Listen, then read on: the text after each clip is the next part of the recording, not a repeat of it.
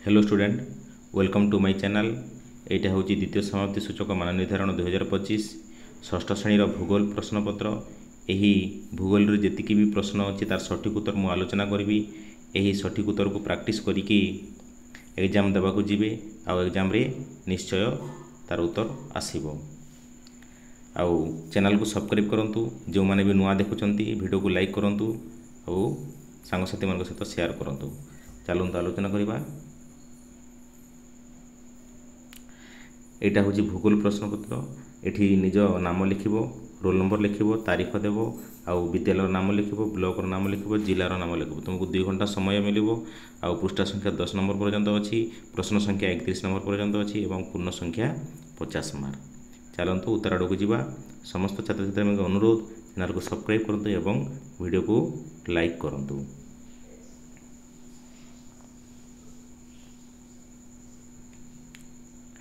यहाँ हूँ बंधन मध्य उपयुक्त उत्तर बाछी शून्यस्थान पूरण कर। प्रश्न नंबर 1 रु 5 पर्यंत। यहाँ हूँ 1 नंबर प्रश्न। निम्नोक्त ग्रह मान मध्य डैश ग्रहटी सूर्य चारिपटे पूर्वर पश्चिम को प्रदक्षिण करुच्ची। यहाँ हूँ तार सठिक उत्तर हूँ शुक्र ग्रह। 2 नंबर प्रश्न। राजनीतिक मानचित्र डैश तथ्य संपर्क में सहजरे जाणी होई थाई। यहाँ हूँ पर्वतमाला, मालभूमि, देश आउ नदी। यहाँ हूँ देश, तार सठिक उत्तर हूँ देश। परवर्ती प्रश्न। अंडमान निकोबर द्वीपपुंज डैश रे अवस्थित। यहाँ हूँ बंगोपसागर, आरब सागर, लोहित सागर, भारत महासागर। तार सठिक उत्तर हूँ बंगोपसागर। बंगोपसागर हूँ तार द्वीपपुंज अवस्थित। परवर्ती प्रश्न 4 नंबर। आरावली पर्वतमालार उच्चतम श्रृंग डैश माउंट आबू पर्वत रे अवस्थित। ये देवमाली देइछि, गुरुशिखर देइछि, दोदाबेता देइछि, आनाई मुडी देइछि। तार सठिक उत्तर होछि गुरुशिखर। एटा होछि गुरुशिखर। परवर्ती प्रश्न 5 नंबर। काठजोड़ी को महानदीर डैश कहा जाए। उपनदी, शाखा नदी, मुख्य नदी, अंतस्थल नदी। यहाँ हूँ तार सठिक उत्तर हूँ शाखा नदी। परवर्ती प्रश्न। 4टी संभाव्य विकल्प मध्य ठीक उत्तरटी बाछि लेख। प्रश्न नंबर 6 रु 10 पर्यंत। पृथ्वीर अपस्वर अवस्थान केउ मासरे होइथाय। जनवरी देइछि, जुलाई देइछि, अगस्त देइछि, डिसेम्बर देइछि।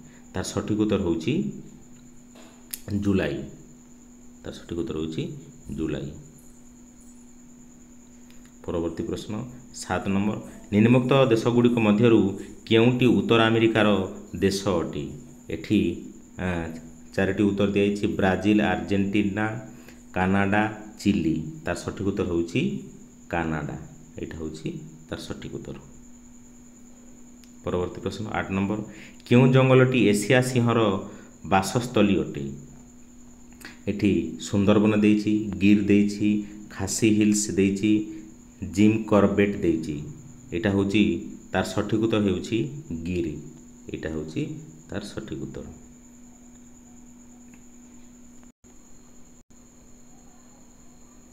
परवर्ती प्रश्न 9 नंबर। पृथ्वी तार अक्षदंड उपरे प्रति 15 डिग्री पथ घूरने को केते समय निए। एठी 4 मिनिट दिखाई, 15 मिनिट दिखाई, 30 मिनिट दिखाई, 60 मिनिट दिखाई। तार सठिक उत्तर हूँ 60 मिनिट। यहाँ हूँ तार राइट उत्तर। परवर्ती प्रश्न 10 नंबर। पृथ्वीर क्षुद्रतम देश केउ महादेश रे अवस्थित। यहाँ एशिया, आफ्रिका, ऑस्ट्रेलिया, यूरोप। तार सठिक उत्तर हूँ यूरोप। यहाँ हूँ तार सठिक उत्तर। परवर्ती प्रश्न। प्रथम शब्दद्वयर संपर्क को देखि द्वितीय शब्द संपर्कित शब्द को लेख। प्रश्न नंबर 11 रु 14 पर्यंत।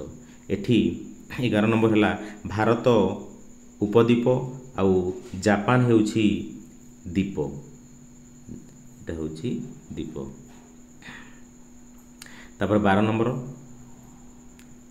रोजवुड चिरहरित अरण्य आउ देवदारू हेउछि पार्वत्य अरण्य। तार सठिक उत्तर होछि पार्वत्य अरण्य। 13 नंबर प्रश्न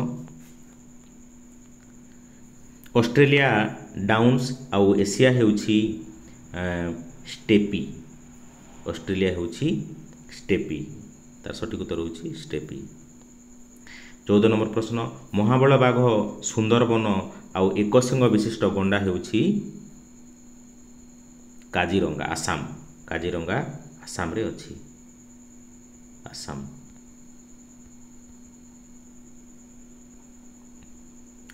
उत्तर प्रदत्त संभाव्य उत्तर मध्य ठीक उत्तर पार्श्वस्थ कोठरी ठीक चिन्ह दियो प्रश्न नंबर 15 रु 17 नंबर पर्यंत जोटा ठीक चिन्ह जोटा ठीक अच्छे से आम ठीक देवा आ भूलटा को भूल देवा 15 नंबर प्रश्न प्रचुर वृष्टिपात होता अंचल चिरहरित रण देखा जाए कारण सेठारे एटी दिखाई वृक्ष गुड़िक आद्य पत्र झड़ा दिखती ना वृक्ष गुड़िक वर्षर निर्दिष्ट समय पत्र झड़ा दिखती वृक्ष गुड़िक वर्षर भिन्न भिन्न समय पत्र झड़ा दिखती आउ वृक्ष गुड़िक घंच और झामुरा होता है तार सठिक उत्तर होउछि ग नंबर वृक्ष गुड़िक वर्षर भिन्न भिन्न समय पत्र झड़ा दिखती यहाँ हूँ तार सठिक उत्तर 16 नंबर प्रश्न ऑस्ट्रेलियार लोके ग्रीष्म ऋतु रे बड़ दिन पालन करती तार कारण हेउछि एठी 4टी ऑप्शन दिया जाइछि ऑस्ट्रेलियार लोके ग्रीष्म ऋतु को भल पाती कि ऑस्ट्रेलिया दक्षिण गोलार्धରେ अवस्थित कि ऑस्ट्रेलिया रे गोटे ऋतु अनुभूत हुए ख नंबर दिया शीत ऋतु रे ठंडार प्रकोप बाहर को बाहरी हुए नहीं तार सठिक उत्तर होउछि ऑस्ट्रेलिया दक्षिण गोलार्धରେ अवस्थित ख नंबर होउछि तार सठिक उत्तर परवर्ती प्रश्न 17 नंबर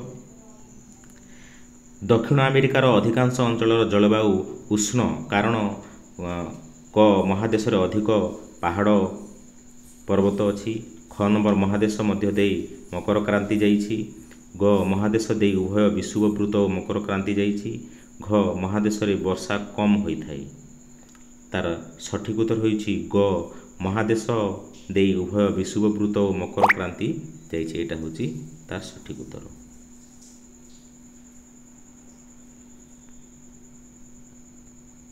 परवर्ती प्रश्न एठी गोटे भारतर मानचित्र दिया जाइछि प्रदत्त भारतर राजनीतिक मानचित्र देखि प्रश्न नंबर 18 रु 20 रो उत्तर लेख एठी तार मानचित्र दिया जाइछि आ एठी मानचित्र को भलो कि देखिबो आ प्रश्नर उत्तर देवा को पड़िबो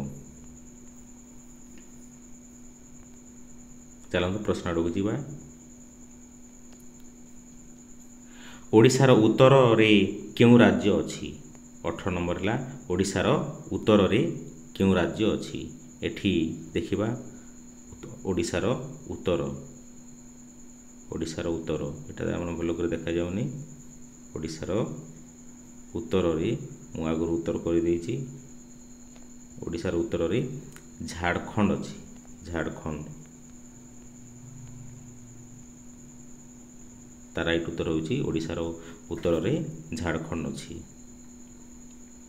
अरब सागर भारतर केउं दिगरे अछि अरब सागर भारतर केउं दिगरे अछि एटा होछि पश्चिम दिगरे हेबो पश्चिम दिगरे हेबो अरब सागर एटा होछि अरब सागर एटा भारतर पश्चिम दिगरे अछि परवर्ती प्रश्न 20 नंबर भारतर केउं दिगरे नेपाल राज्य अवस्थित भारतर केउं दिगरे नेपाल राज्य अवस्थित एठी नेपाल देखंतु एठी होची नेपाल एटा चीन पाकिस्तान एटा होची पाकिस्तान एटा होची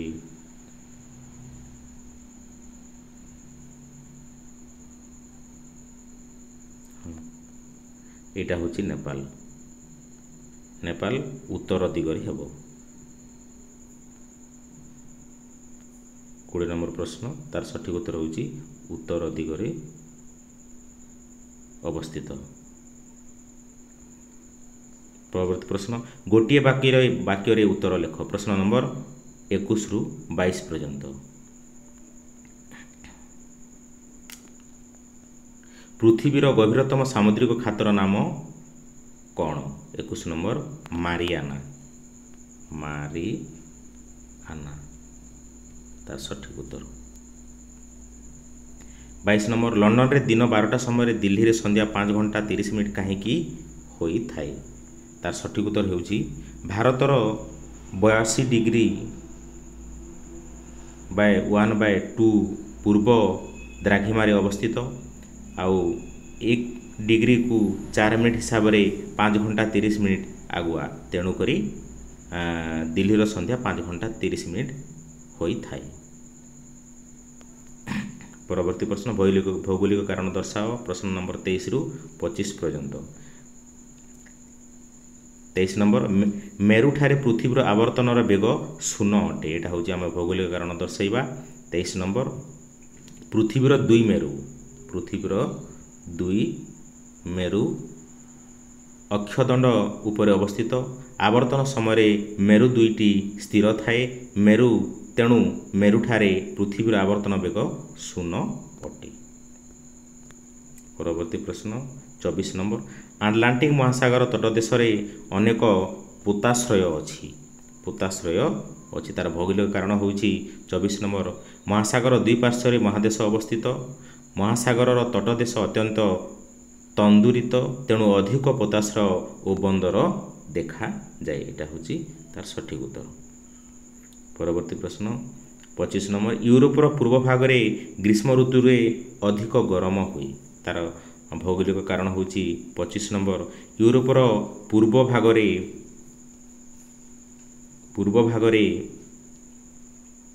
कम वर्षा हुए यूरोपर पूर्व भाग समुद्र ठारू दूर रे थिबारु सामुद्रिक प्रभाव कम पड़े तार सठिक उत्तर। परवर्ती प्रश्न पार्थक्य दर्शाओ अक्षांश एवं द्राघिमा एटा को आम पार्थक्य दर्शाइबा। प्रथमे अक्षांश करिबा भूपृष्ठ रे अवस्थित कौन स्थान भूकेन्द्र ठारे विषुव समतल सह मिसी जो कोण सृष्टि करे ताहाकू सही स्थान अक्षांश कुहा जाए। विषुव वृत्त ठारू उत्तर को 90 डिग्री उत्तर अक्षांश और दक्षिण को 90 डिग्री को दक्षिण अक्षांश कुहा जाए। अवस्थिति जलवायु पाई सहायक। वर्तमान आम द्राघिमा करिबा। द्राघिमा होची 0 डिग्री दैनंदिन अर्धवृत्त को मध्यंधीन रेखा भावे ग्रहण करे 0 डिग्री यह सहित जेकोसी मध्यंधीन अर्धवृत्त अक्ष रेखाठारे मिलित होई जो कोण सृष्टि करे ताकू द्राघिमा कोण कुहा जाए। मूल दैनंदिन रेखाठारू पूर्व को 180 डिग्री पूर्व द्राघिमा और पश्चिम को 180 डिग्री पश्चिम द्राघिमा बोली कुहा जाए। समय गणनार सहायक होई थाए एटा होची तार सठिक उत्तर। परवर्ती प्रश्न 27 नंबर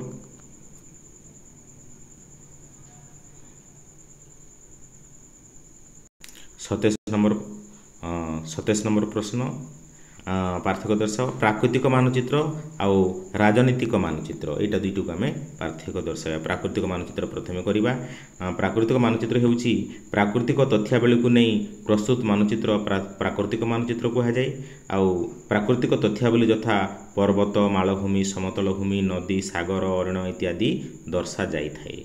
प्राकृतिक तथ्यावली रे प्राकृतिक विभाग को जानिबारे सहायक होई थाए शीघ्र आम जानि पारू।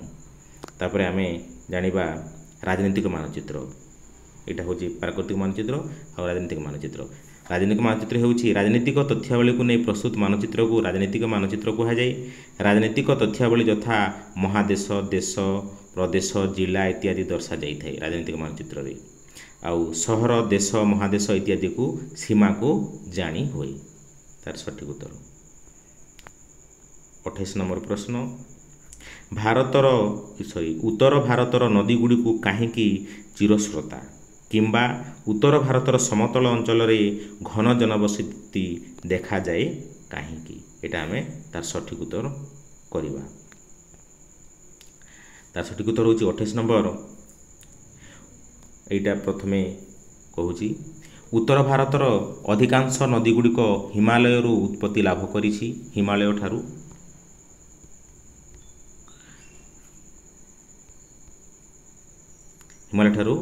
उत्पत्ति लाभ करिछंती।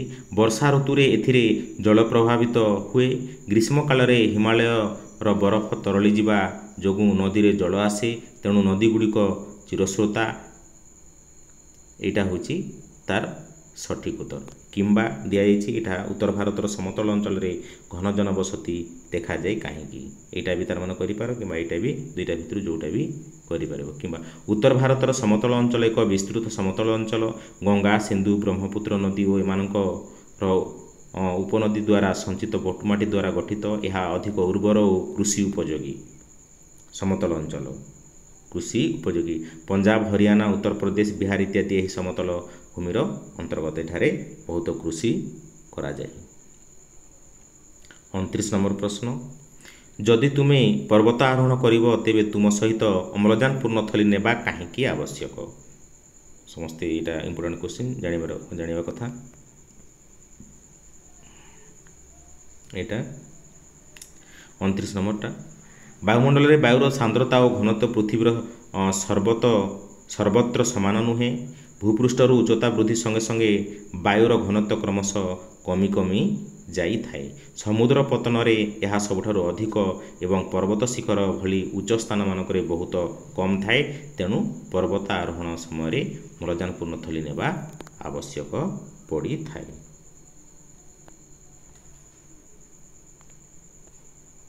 କିମ୍ବା ଯଦି ଆସନ୍ତା ବର୍ଷ ମୌସୁମୀ ବାୟୁ ଦୁର୍ବଳ ହୋଇଯିବ କିମ୍ବା ବିଳମ୍ବରେ ପହଞ୍ଚିବ ତେବେ ଏହା ଜନଜୀବନକୁ କିପରି ପ୍ରଭାବିତ କରିବ ଲେଖ ବୋଲିକରି କୁହାଯାଇଛି। କିମ୍ବା ପ୍ରବଳ ଗରମ ହେବ, ନଈ ପୋଖରୀ ଶୁଖିଯିବ, ମରୁଡ଼ି ସୃଷ୍ଟି ହେବ, ଚାଷ ଭଲ ହେବ ନାହିଁ। ଏଇଟା ହେଉଛି ମୌସୁମୀ ବାୟୁ ଯଦି ଦୁର୍ବଳ ହେଲେ ଆମ ପୃଥିବୀରେ ବହୁତ ପ୍ରଭାବ ପଡ଼ିବ। ପରବର୍ତ୍ତୀ ପ୍ରଶ୍ନ 30 ନମ୍ବର, ତୁମ ଅଞ୍ଚଳରେ ଅବାଧ ଗଛ କାଟିବା କାରଣରୁ ପ୍ରାକୃତିକ ଉଦ୍ଭିଦ ହ୍ରାସ ପାଇବାରେ ଲାଗିଛି। ଏହାର ସୁରକ୍ଷା ପାଇଁ ତୁମେ କେଉଁ ସବୁ ପଦକ୍ଷେପ ନେବ? ଏଇଟା ସମସ୍ତେ ଜାଣିବା ଦରକାର। ଆଉ ଆମେ ଦିନକୁ ଦିନ ଜଙ୍ଗଲ ନଷ୍ଟ ହେଉଛି, ଯାହାଫଳରେ କି ଆମ ମାନବ ଜାତି ଉପରେ ବହୁତ ପ୍ରଭାବ ପଡ଼ୁଛି। ତାର ସଠିକ୍ ଉତ୍ତର ମୁଁ କହୁଛି। ଆମେ ଆମ ସହଯୋଗୀମାନଙ୍କ ସଙ୍ଗେ ମିଶି ବୃକ୍ଷରୋପଣ କରିବୁ। କୃତ୍ରିମ ଜଙ୍ଗଲ ସୃଷ୍ଟି ପାଇଁ ପ୍ରୟାସ କରିବୁ। ନିଜ ଅଞ୍ଚଳରେ ସଚେତନତା କାର୍ଯ୍ୟକ୍ରମ କରି ସଚେତନ କରାଇବୁ। ବନ ମହୋତ୍ସବ ପାଳନ କରି ଜନସଚେତନା ସୃଷ୍ଟି କରିବୁ। ଏଇଟା ହେଉଛି ତାର ସଠିକ୍ ଉତ୍ତର। କିମ୍ବା ଜଙ୍ଗଲ ସୁରକ୍ଷା ପାଇଁ ଏଇଟା ହେଉଛି ତୁମ ଅଞ୍ଚଳରେ ବନ୍ୟପ୍ରାଣୀଙ୍କୁ ଶିକାର କରାଯାଉଛି, ସେମାନଙ୍କର ସୁରକ୍ଷା ପାଇଁ ତୁମେମାନେ କେଉଁ ସବୁ ପଦକ୍ଷେପ ନେବ? ଦିନକୁ ଦିନ ଜଙ୍ଗଲ ସୁରକ୍ଷା ବି କମିଯାଉଛି, ଯାହାଫଳରେ କି ପ୍ରାଣୀମାନଙ୍କୁ ଶିକାର କରାଯାଉଛି ଆଉ ଜଙ୍ଗଲ ସୁରକ୍ଷା ବି ଧୀରେ ଧୀରେ କମିଯାଉଛି। ତାର ସଠିକ୍ ଉତ୍ତର ହେଉଛି ଜଙ୍ଗଲ ସୁରକ୍ଷା ପାଇଁ ଚେଷ୍ଟା କରିବୁ। ବନ୍ୟପ୍ରାଣୀମାନଙ୍କୁ ଶିକାର ନ କରିବା ପାଇଁ ସଚେତନତା କାର୍ଯ୍ୟକ୍ରମ କରିବୁ। ପ୍ରଶାସନ ସହାୟତାରେ ବନ୍ୟପ୍ରାଣୀ ଶିକାର କରୁଥିବା ବ୍ୟକ୍ତି ବିଶେଷଙ୍କୁ ରୋକିବାର ବ୍ୟବସ୍ଥା କରିବୁ। ବନ୍ୟପ୍ରାଣୀ ସପ୍ତାହ ପାଳନ କରି ଜନସାଧାରଣଙ୍କୁ ସଚେତନ କରାଇବୁ। ଏଇଟା ହେଉଛି ତାର ସଠିକ୍ ଉତ୍ତର। ପରବର୍ତ୍ତୀ ପ୍ରଶ୍ନ, ଏଇଟା ହେଉଛି ଶେଷ ପ୍ରଶ୍ନ। ଆଉ ଏହି ପ୍ରଶ୍ନ ଗୁଡ଼ାକର ସଠିକ୍ ଉତ୍ତର ମୁଁ କହିଲି।